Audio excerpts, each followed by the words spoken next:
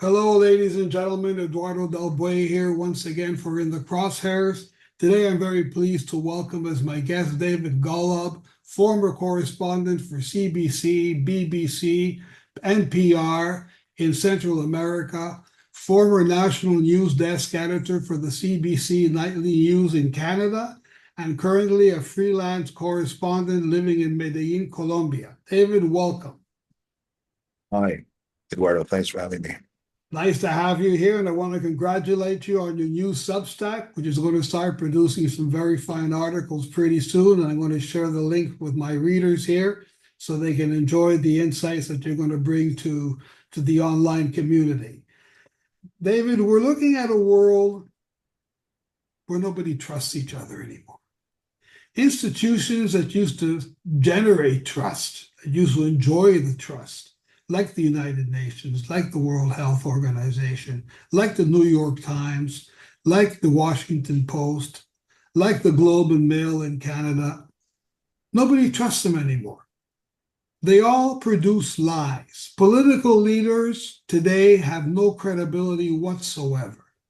Opposition leaders and government leaders lie and mislead the public and are more interested in creating cults than they are in creating intelligent and intelligent citizens who can use critical judgment to make their decisions instead of going for ridiculous conspiracy theories. Where are we going?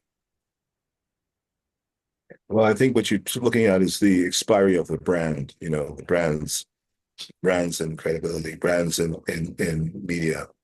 And you didn't mention Walter Cronkite, but people turned to him as a brand. He was, the way you turn to Kellogg's cornflakes in the morning. But if you like Kellogg's cornflakes, at least you know what they are.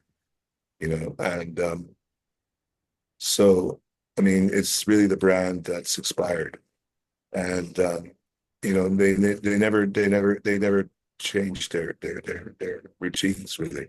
They didn't change the product. It's the revelation of one lie or a series of lies that has destroyed the credibility of the institution. I mean, the United Nations is so vast. How can you say that they are not credible? But some of them are more credible than others.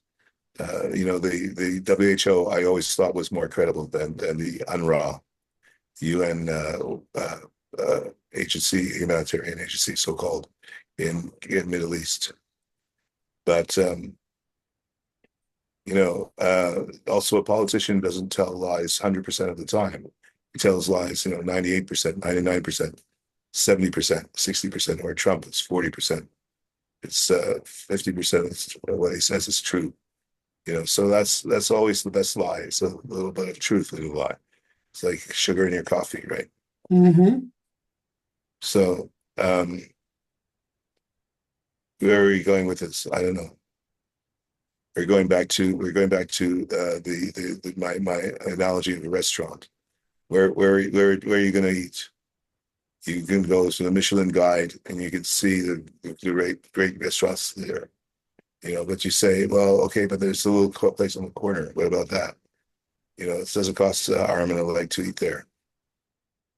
And is it any good? So you go TripAdvisor and you see that people lie on TripAdvisor. And you see that, everybody lies. So who do you believe? Well, you believe the person who's eaten in that restaurant in that corner. You ask your landlady or the person next to you, if they've eaten there and they've survived the experience. They enjoy the experience, and you find out from them, and then you become a source of information on that restaurant. And that's the way we have to go, I'm afraid, nowadays. That's why we've got social media and Substack and stuff like that as alternative means of getting to truth. Stories that you can verify because you can verify the source of the story. Substack is something I turned to after writing for a newspaper that had its obvious biases for many years. And I find the freedom that Substack gives me is the freedom to say what I think is the truth because nobody has a monopoly on the absolute truth. All of us who want to be honest, go for our own perception of the truth. But once we have confidence that someone is presenting a perception of the truth that is pretty well spot on, then we can trust that person. But trust is something you have to purchase every day. Trust is a commodity. Once the commodity rusts, it's not worth it anymore. And what the That's good thing correct. about Substack is that in writing Substack, I get feedback instantly from people who want the dialogue with me. And unlike the New York Times, Washington Post, CBS, CNN, the dialogue allows both writer and consumer to develop their views based on new knowledge that comes in from the others. And I agree with you, social media is a very good platform to discuss the truth, especially if the people are giving feedback that is based on honesty. Yes, well, I think you said a lot of things there, but truth, first of all, is not something that anybody can have a monopoly on. That's true. And yeah, I just use that word true in a sense. But the fact is that even scientists understand that nothing is known really. I mean, the laws of thermodynamics are probably the only things that scientists will believe, or E equals MC squared. Mm-hmm. Um, the thing is that a truth is something you will never know, but lies you will always know because lies are intentional. Truth is not intentional. Truth is what is. Well, Lies are intentional. sorry for jumping in, but you just said something very interesting. Lies are intentional. People will always be motivated by self-interest to tell lies. But what motivates people like Trump's cults to believe those lies and accept those lies as gospel truth? Well, I think people want to believe the truth. People want to believe in things. People want to believe that God is coming or God will save you or something like that. I mean, here in Colombia, people believe all kinds of weird things. There's still witchcraft around and witches and stuff like that, which I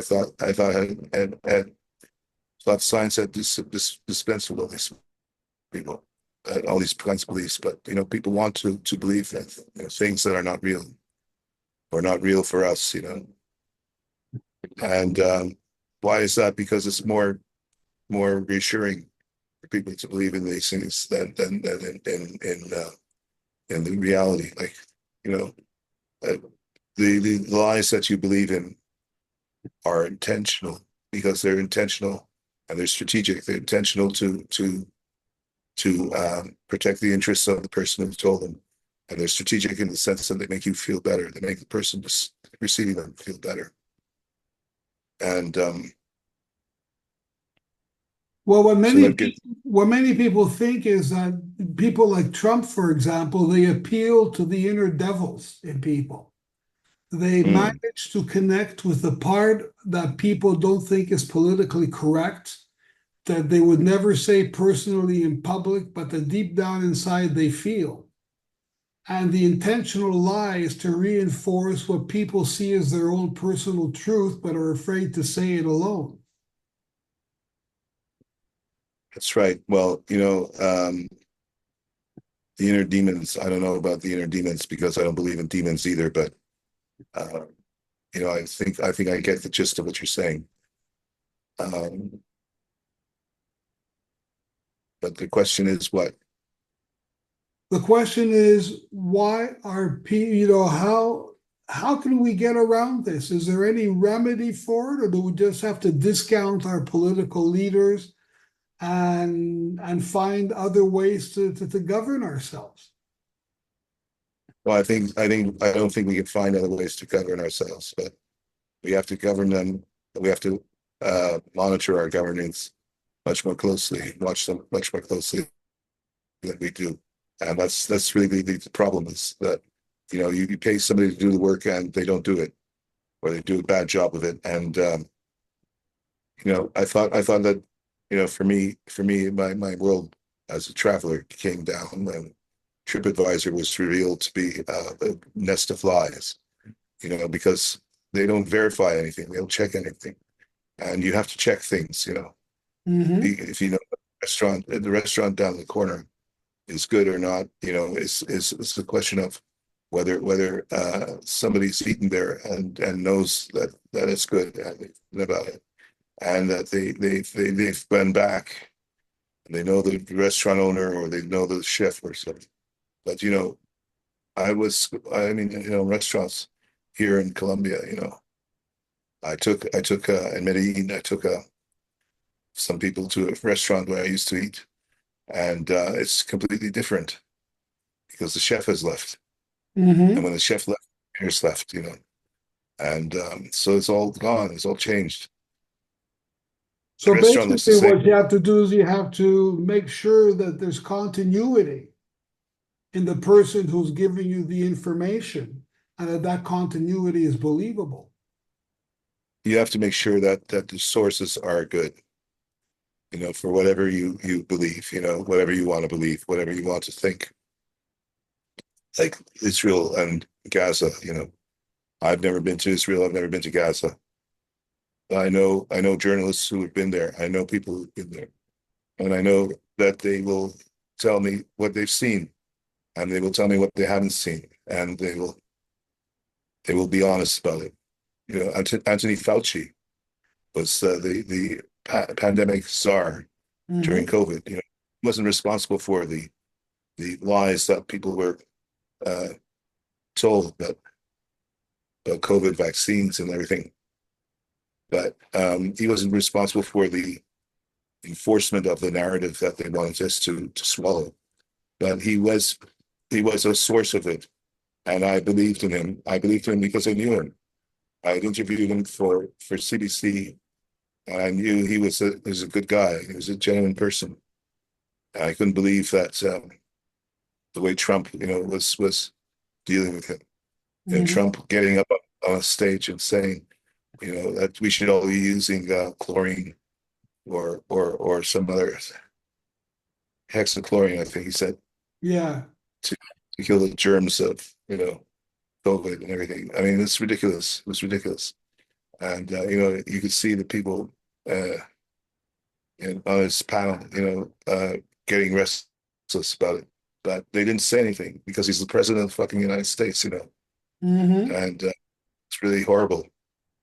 That person like that can abuse their power to to to to uh, to propagate lies. Well, that's Lies why are intentional. that's why I keep on pushing in my articles that it's up to each voter to investigate himself or herself what's going on. It's up to each voter to identify credible sources of information and weigh the information they're getting to make sure that they are getting the best information. And that we can't just go along with the herd mentality that I've been watching CBC News every day for the past 30 years. Therefore, it's my go to source. You have to test them every day.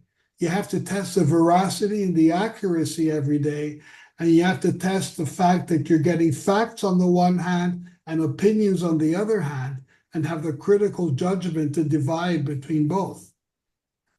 That's right, Eduardo. That's absolutely right. And does everybody have the luxury to be able to do this? I don't know, because you hire somebody to clean your garden and to do the gardening and plant the flowers. You don't hire them to steal the money from you. You don't hire them to steal the flower seeds from you. You hire them to plant them. And so what do you do when you find someone who's stealing from you? Well, you fire them, right? But Right. so you can follow up on your gardener, but you can't follow up on the politician personally, can you? So you have to depend on somebody to do that for you. And that somebody is usually a journalist, A okay, or a credible journalist, journal. credible journalist. That's right. And when the journalist cuts corners, when the journalist makes up stories, because they've done that, I've seen that actually happen. You know, I also worked I was a freelancer, so I worked for anybody who would pay me. And then I stopped doing that because I would get these phone calls in the middle of the night from a Chicago radio station, CBS or NBC or ABC or something like that, saying they wanted 30 seconds on the war in Nicaragua. And how do you do that in 30 seconds? How do you tell the story of the war in Nicaragua in 30 seconds? How do you tell anything in 30 seconds? So, I stopped doing that. But, I used to listen to what they did with my shit, that I would put out. And it was horrible. I got,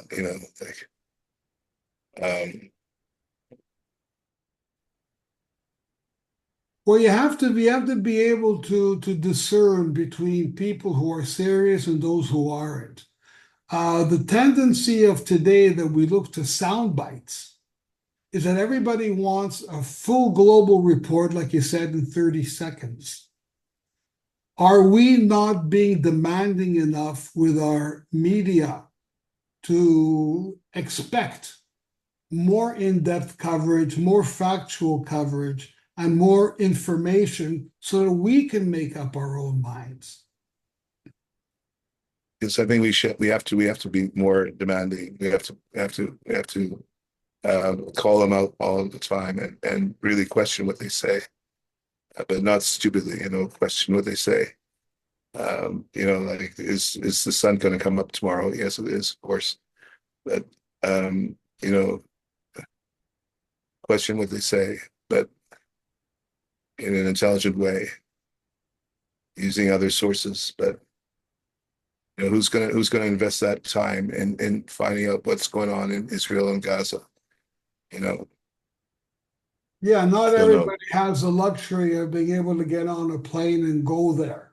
Well, David, I think Yeah. our time is up. I want to thank you so much for participating. Your insights are always welcome as a journalist with many years' experience.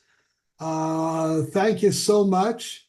Ladies and gentlemen, if you enjoy these video casts and you enjoy the articles, I would welcome you to invite your friends and colleagues to sign up, to subscribe, and to join the dialogue here with us. Feel free to share your impressions with us, and I'm sure that David and I will be looking for your comments on the article as it is published, and we will answer. If you have questions, if you want to get into a debate, we'll be very pleased to do so. David, thank you so much.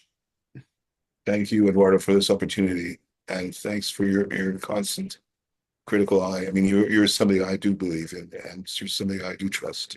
So, but not because you're reporting facts, because your opinions are considered. They're like good wine. Well, thank you so much, David. I'm looking forward to your Substack, which I'm going to promote once it comes out. Your articles, I know, are going to be very informative and very analytical and very truthful. And I look forward to reading them. And I will be sharing them with my readers through this medium. Thank you so much, Eduardo. All the best, David. Bye-bye.